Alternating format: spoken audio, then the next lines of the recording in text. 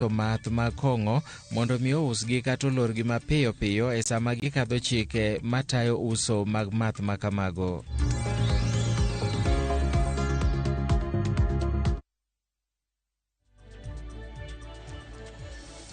In gi thuolo nyako Ramogi mar oro ote machok e laini maro mar ote machok ma en 3-6-0-0 machiegni nyinga Milton Ochieng'. Ogai mar bad migao madowo ma pacho ka Martha Koome oyudo mich mar mine manie telo kata African Female Leader of the Year Award e nyasi manotim e boma ma Addis Ababa, Ethiopia. Koome norwako puoth makamano manomiye kaluwore kod tije ahinya mar bedo ogai mokwongo mamiyo mar bad migao madowo e pacho ka. Kaachiel kod chenro maketo dongruok kod lokruok e doho. E nyasino mane en jatend piny Tanzania Jakaya Kikwete noyudo mich mar nyayo kwe mano African Peace and Security Leader of the Year.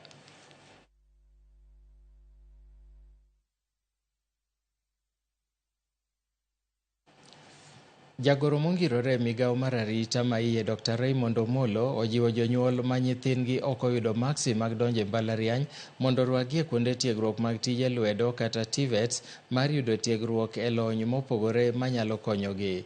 Dr. Omolo koni sirikal mar Kenya Kwanza ni koda chenro makare mar gero kuonde kendo ting'o malo rang'iny mar somo e kuonde tiegruok mag tije lwedo nikech mago e kuonde ma rowere nyalo yude lony mar konyogi e ting'o malo ochumi mar piny Kenya. Dr. Omolo koni jopuonjre ma oyudo tiegruok e kuonde somo mag TVETs ok nyal rem yudo thuolo mag tije kaluwore kod chenro mag dongruok ma sani piny owacho timo e kor gwenge ma thurka mating'o gedo mag udi ma nengogi oyweyo. To nitiere technical and vocational colleges iluongo ni TVET mondo gibed ni ginyalo bedo nyithindo manyalo jitegemea. Kaito nitie programs mag tije obed tije mitimo thurwa ka kaka mag ute migero kaka migero town mar Homa Bay,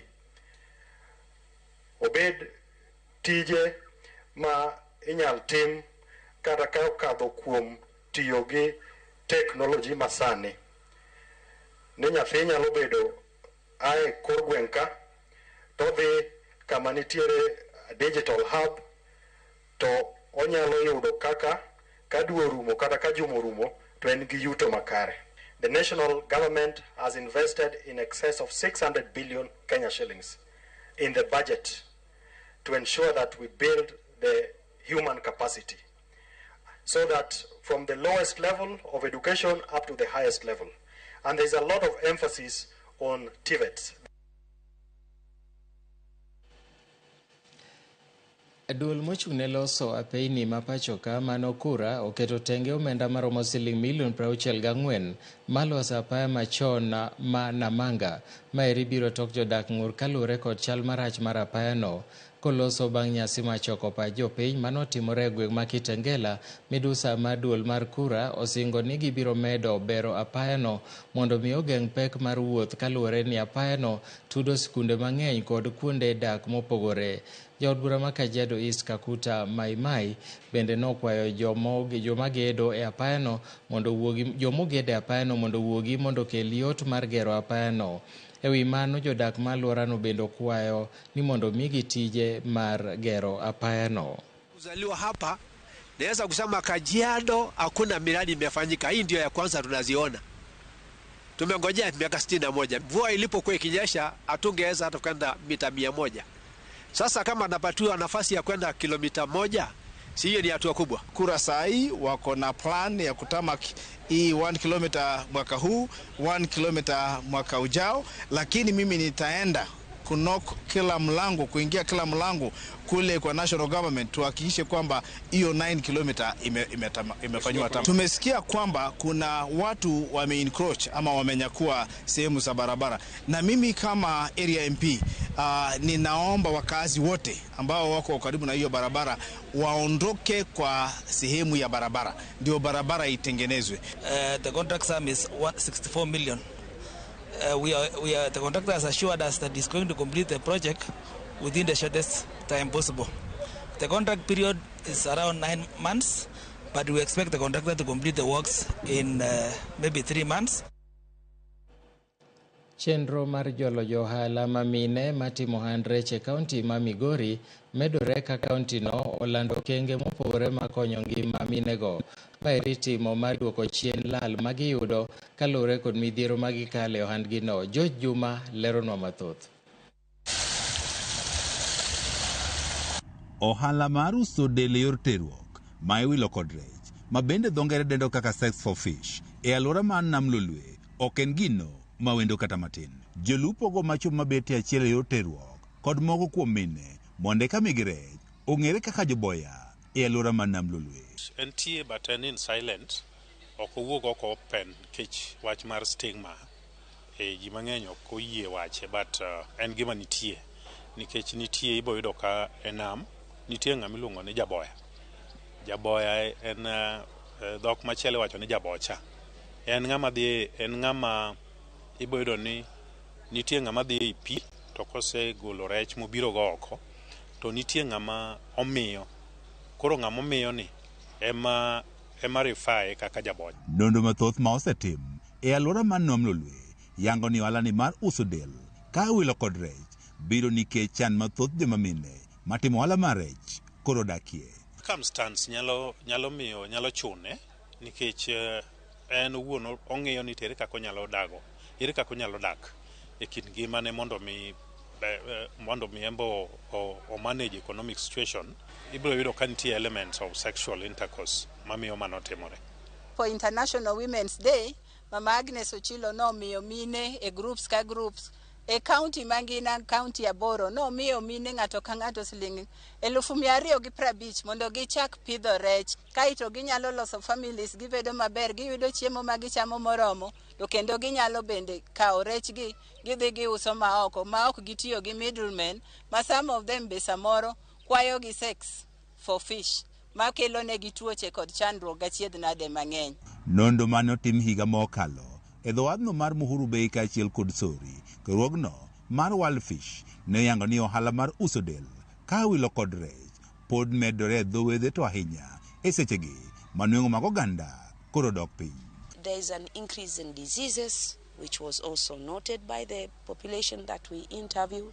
Issues of gender, meaning that because of scarcity of fish, the women who are fish sale trader find themselves that they have to compromise some of their moral values in order to get fish from these fisher folks, which is not, some of them, this is not what they wanted, but they find that this is a culture that is going on, and if they want to get that fish, they have to compromise, and they call it nyaboya. Ohala ni osetudi kod midhiro mathoth ma oting'o medruok mag landruok mag kutego mag ayaki kaachiel kod lwenjego mag kit chwech e alwora mar Nam Lolwe. So you realize that if I am a woman and I'm vulnerable and I'm not in a position of, buying fish to probably go and prepare it for my children or to probably go and sell it to other consumers, you find a woman giving in to sex so that they are given fish. And in the process, an increased transmission rate of HIV and other sexually transmitted diseases. So as a county, we are working with the fisherfolk population to ensure that they are reached with the information on HIV transmission and acquisition, and they're also given preventive measures. Penjo maduong' en ang'o ma inyalo tim mar tieko ohala ni mabende osebedo ka koro kelo midhiero mathoth to ahinya joma mine mang'awo. Sometimes even they don't have income to be able to take care of their children. The gender department, there are many climate mitigation activities that are going on. And that is why the women are being put into groups so that they are empowered, they can come up with some businesses, they can come up with activities. And us as researchers, working for development, working to improve the livelihood of the fisher communities, we found that there are several interventions that we can start working. We found that as an intermediate step, as a pilot phase, it's important to think of at least one node of the value chain. George Juma, Ramogi TV, Migori. Jopur niang' mawuok South Nandi dwaro ni mondo lok moko kuom pen chike manie chike matayo sekta ma sukari mega 2022. Chikno ma bende nosekaw ne pach jopiny kendo nie mbele Senate ng'iyo mar juogo omenda midendo ni Sugar Development Levy Kamano bende ong'iyo keto komiti mag ng'iyo rech kata bech sukari e kinde mamoko. Giwacho ni chik mar pogo kuonde uso niang' kata zoning en mano ma hinyo jopur ka kembe rego niang' biro hinyogi kod bei matin. Gidwaro ni kembe rego niang' mondo ong'iew niang' kamoro amora ma gidwaro e pachoka. Na kwa hiyo bill wakulima wetu kwa ukweli hawakuweza kupendelea vipengee mbalimbali imewekwa katika ile sheria ambayo imependekezwa. Kwa hivyo hiyo sheria imependekezwa, wakulima wameonelea kwamba wao hawawezi kukubali ile vipengele ambao wameweza kusema ya kwamba wakulima watalazimishwa kupeleka miwa yao iende kwa factory fulani, ama watajiandikisha kwa factory fulani na hawatakuwa na nafasi ya kuchukua miwa yao kwa factory zingine. Ile tunasema ya kwamba wao wanataka soko huru. Position ya wakulima wa Nandi wamesema no zoning. No zoning. In this current world, Our Excellency the President Dr. William Samoei Ruto has been going around the world to woo with the investors to come to Kenya, and we are supporting that. We want to have an open economy platform. Na wamekubaliana ya kwamba they want to do trade with whoever is willing to buy their cane and pay them in time. Generally wana invest na sisi, Moroni na invest na sisi, West Kenya, West Valley na invest na sisi. Na sasa watusione wivu, wasuie kampuni nyingine isiendelee na sisi. La sivyo tutakuwa kwa barabara next week. Kaluwore gi lweny ma kit chwech e kaunti ma Kisii, jotelo mawuok e gwengego osechako puonjo oganda e wi ratiro mag yudo mwandu kata pogo mwandu kowuok kuom jogo mosenindo. Riwruok mar Solidarity Foundation kod riwruok mar wakeini mar Nyamira Women kod okil kaachiel kod ruodhi ne obago tiegruok ma juma achiel e gwenge mag Nyamira North, kama ne otiegi e ratiro maggi kotenore kod pend chike ma pachoka e wi yudo lowo kowuok kuom anyuola kaka yo mar kedo gi lweny kod pogruok manenore e kind anyuola, ahinya to kaachiel kuomgi onindo ahinya te ywaruok gi mond liete. Jodak eko mano yuoro ne opuoyo chenrono mano yaw e gwenge ma alworano ero, ma bende noloso kod mine e wi chike kod ratiro magi. Partnering with the International Solidarity Foundation under the Muungano Gender Forum project, and we moved all over the place from Monday. This is the end of the forums that we are having today, and we are grateful that the message is getting out there that inheritance is not an issue of the boy child only. The girls can also inherit. Especially in my location, there have been so much of use to me. We have gone to almost every corner of my location, giving people this very important information as pertains succession and inheritance. We find a lot of cases reported to us that someone is violating my land rights, and we are here to support our women, telling them that they also have they have a right to own land and to access it. So many cases of gender-based violence are caused by lands, property, and inheritance, and even succession. So we thought it wise to come out and sensitize the community on the issues of land, property rights, succession, and inheritance, so that we can curb these GBV issues which are going on in Nyamira and Kisii counties. Duol machoko osuru e pachoka KRA ogolo duoko margi e wilal mane gitiyo godo e ndiko jotich e wilai mane gitiyo godo e ndiko jotich 1,406 makonyo e choko osuru kata Revenue Service Assistance. Maeri timore bang' komiti mar od bura manono weche mag riwo wi oganda kamoro achiel kod pok maromre ne jo Kenya duto ndiko barua ne duolno, tok weche ne liekore ni KRA ne ok ondiko jotich e yo makare. Bende kaluwore gi mago eko ne gitimo negi pim mag ich kod mag kute mag ayaki gino mobalo gi chike. E baruano mar tarik 8 dwe mar 3 higani mane kamiti mar od bura manono weche mag riwo wi oganda kamoro achiel kod pok maromre ne jo Kenya duto ondiko ne KRA ka gidwaro ler e wi ndiko e tich ji 1,406 makonyo e choko usuru. Kamitino nonyiso KRA mondo oyang kama ne gilande thuolo mar tijno, gik ma idwaro kuom jogo mamanyo tijno, kwan joma ne ok oyudo tijno nikech akweda mag bedo gi ich kod kute ayaki.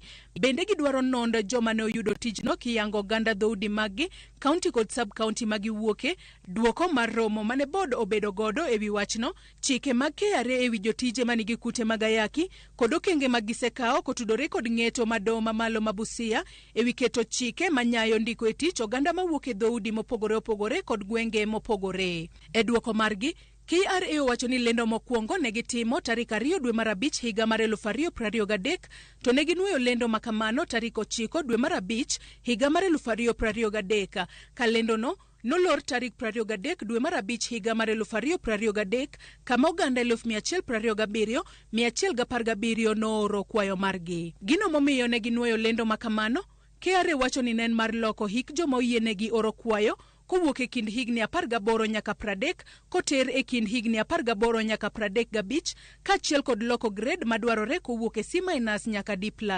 Board mar KRA wacho ni kaluwore kod tich mateka mar choko usuru ma jogo mooro kwayo mar tijno biro bedo katimo, nitiere gik mopogore mane girango moriwo ka kwayo noor kokale mbui mopuodhi mar KRA mar ndiko ji e tich ka ng'ato nigi grade kochakore D+ kadhi malo ka ng'ato nitiere kind higni 18 nyaka 35.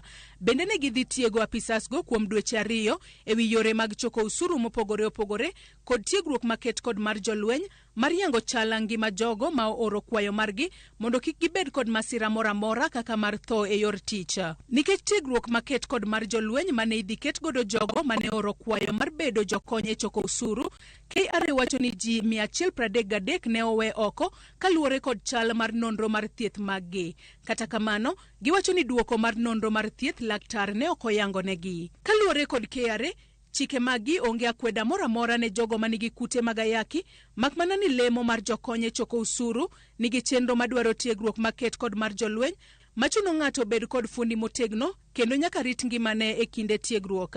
Gimedo ni kaluwore ni chenrono ne gitimo e tielo mokwongo, nochunogi mondo gitudre kod KDF mondo ota chenrono e yo makare eka giting' malo kwan usuru michoko. Ji 133 mane owe oko e kinde kepo, KRA wacho ni nen mar rito chal ngima mar jogo manigi ich kod jogo manigi kute ayaki. Kata kamano, KRA olero ni lemo maggi moko ok non ka ng'ato nigi ich kata kute mag ayaki. Director mar Siasa Place ma en riwruok makedo ne ratiro mar oganda Nelima Wako wacho ni weyo ji 133 go oko en rocho ratiro margi kendo en akweda maduong' ma ok onego timre pacho ka gi sani. It is discriminatory, one.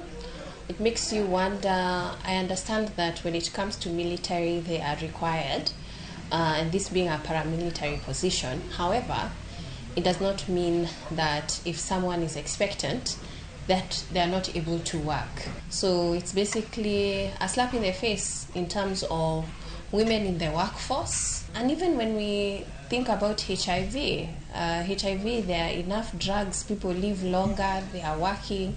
It doesn't mean that you stop people from engaging in the workforce because of condition. Bende omedo ni KRA ndiko e tich thoth oganda mawuok mana e dhoudi 2 kende nyiso ni piny Kenya dok chien kar sudo mbele. So it's a worrying concern because you would think that after our 2010 constitution, it pushes for the devolution, and with devolution we should be able to see access for all. We should be able to see diversity. That's what it encourages. But when you have 2 particular tribes being highlighted, it means that we have not moved forward. We have not moved past that. Doma malo norucho oko chenro mar KRA ndiko e tich jokonye choko usuru 1406 nyaka ginon wach ndiko e tich oganda mawuok e dhoudi mopogore opogore. Malo e duke 10 mag uso yedhe kod kuonde pimo tuoche kata laboratories olore gwenge ma Kangundo e kaunti ma Machakos e apedha ma seto jogo matiyo tok chik kendo ma uso yedhe ma ok opuodhi. Jatend migawo mathieth e kaunti no Dr. Daniel Yumbia oyango ni moko kuom kuonde manolor ne onge kod puoth madwarore kaachiel gi mago mag ngima oganda mayienegi uso chiemo kata yedhe.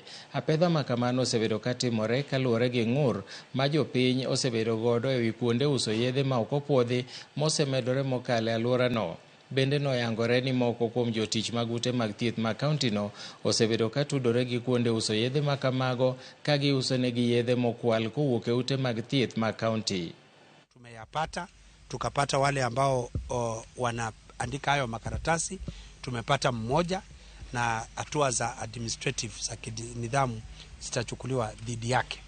Jambo lile lingine, tumetembea Kangundo town yote kuhakikisha kwamba facilities zile ziko hapo ziko na barua yanayostahili.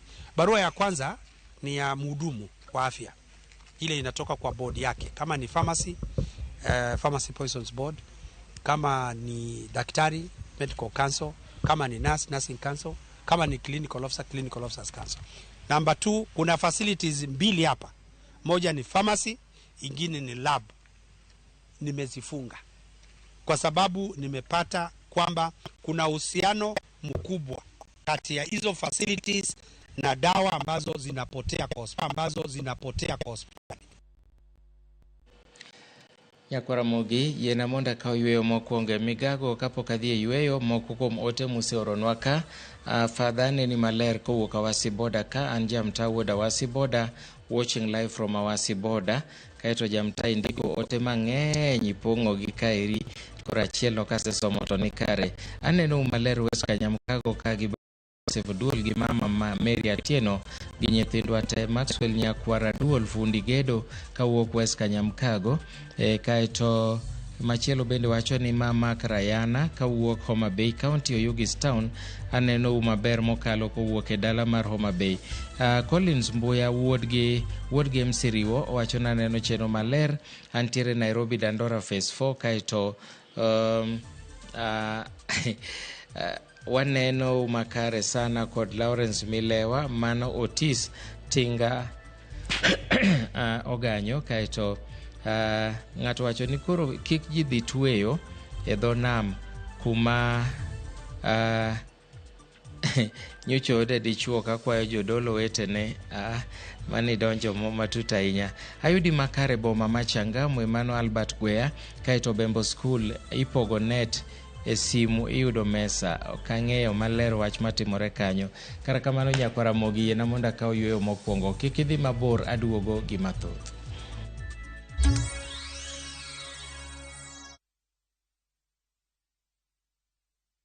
Fellow Kenyans, I come to you from the National Council of Churches of Kenya with a program that ensures that less fortunate children who did their last KCPE and are still at home secure their position in education institutions. When you send the word Elimu to 29888, you will secure education opportunity and sponsor a child, and this will make an impact.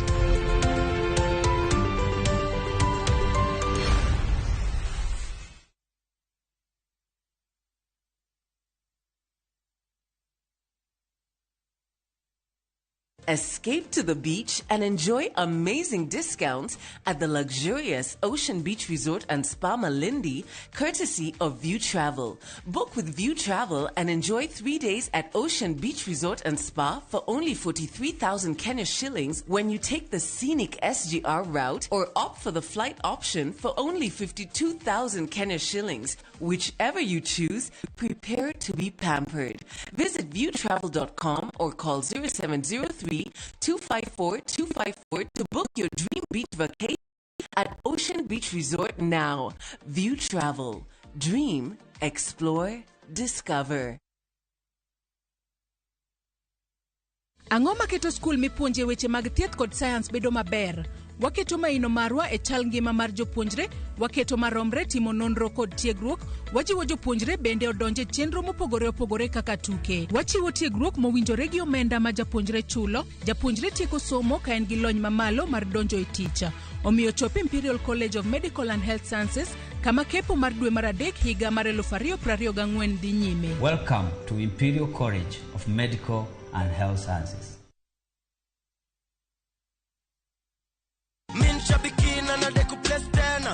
Mimi naitwa Anton Keremi Jacob.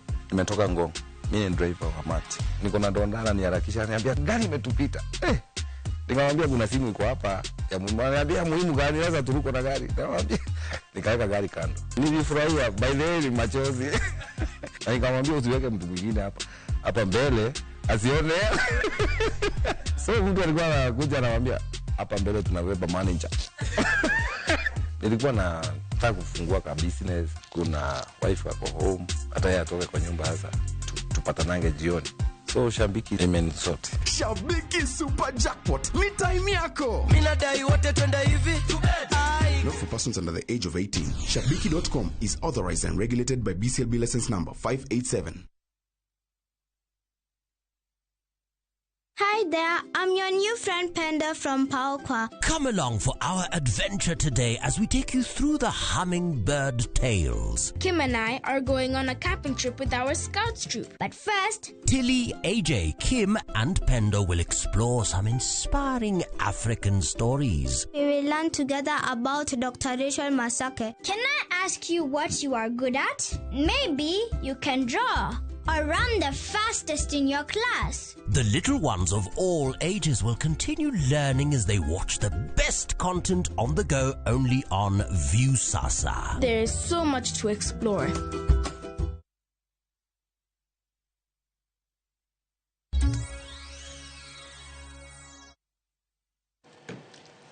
Machiegni kendo, Gavana Manyeri Mutahi Kahiga onyiso jotich ma kaunti no manigi kuonde uso kuong ni omigi ndalo 7 mar loro ohala no, makao kamano to iteng'o lwetgi mogo. Kahiga owacho ni serikal mar kaunti no ema nigi ting' mar puodho jok monego mi lesen mar uso kuong, kako machielo tapisa mage moko bende uso kuong. Nochiko bende board mar Nyeri mochung' ne chiwo lesen ne kuonde uso kuong ni mondo kik gichiw lesen manyien ne weg bache nyaka chop tim nonro matut ewi bache madwaro lesen go.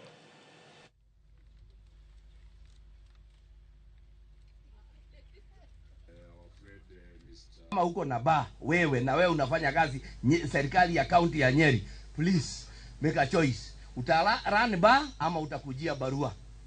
We have suspended issuance of new bar licenses with effect from now until an exercise of verification is carried out all over the county. We have been able to close more than 700 haruko outlets within our county, zile ambazo siko karibu na our institutions. As we continue with the crackdown, I would like to all the stakeholders to join in the crackdown so that you can be able to finish that menace and once and for all. Medruok mag kuo punde omedore e gwenge ma Ol Jororoka kod alwora mar Ol Kalou e kaunti ma Nyandarua. Jopur ywago medruok mag kuo magi chich ni iyang'o kendo iuso kaka ring'o miuso ne jopiny. Japur Paul Maina owacho ni nokwal punde ne otieno manyoro ka ringre pundano ero nokwany ka oseyang' mana kilomita matin koa e dalane. Kopogore kod uso ring punda, jokuoyego bende wachore ni uso pien pundego e chichni ma ok opuodhi ma iwacho ni tiyo kod loso yath. Na hizi punda ni zangu na ni ine na ndio ilikuwa inanisaidia. Hiyo ndio nilikuwa nakula, ndio ilikuwa nalisha watu yangu naye. Sasa nimeenda hasara. Mtu ule ataweza nisaidia na muomba tu anisaidia. Na nina huzuni sana kwa sababu niliona punda ine ya mtu mwingine wa huko hapa Nyakarianga imesijwa ikatua gosi ikawachwa hapa. Tunasikia huzuni sana kwa sababu mzee huyo hajiwezi hata kidogo ni kiwete. Tunaomba tusaidiwe. Kama mwenye hii ng'ombe sasa, mwenye hii punda ni kijana hana nguvu ya kufanya. Hii ndio anatafuta chakula naye. Na waliingia kwa hiyo boma wakatoa buti zake, hivi punda zake zote. Wakakuja wakaishija hapa. Na walifanya makosa. Kama iko kitu itaweza fanyika kuwa mzuri, polisi ifanye uchunguzi sana. Ipata hii watu. Ndio hii kitendo kama hii isirudi kupatikana hapa. Ramogi yena monda tieke gi kanyo ni mar odwa mar ka weche manyien pod ikore ne weche mamoko mabro biro ni saa 1 e chenro mar ang'ich welo to gi saa 3 oimore. Iluonga ni Milton Ochieng' Awuor, bergo dichieng' mokwe to koromo saa 8 pautuke oriti masani.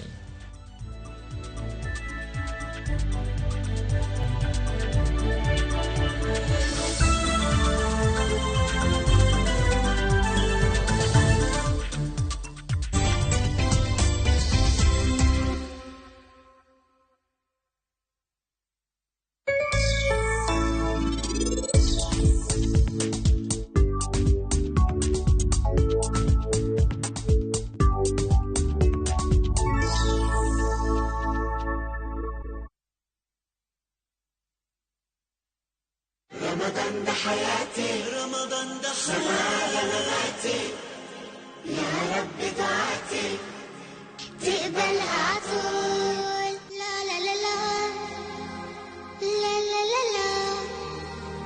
لا لا لا لا لا لا من شبكين أنا ديكو بلستانا Peperusha Avieta na Shabiki.com. Boss, ili dream yako ya kuwa pilot na kuomoka bado uko nayo?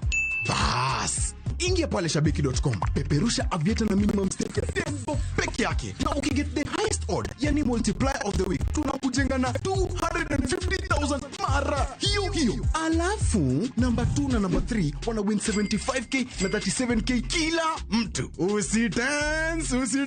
Tunakupa up to 10,000 bob ukiwa among the top 100 at Shabiki.com. Hakuna kulose. Minadai wote twende hivi.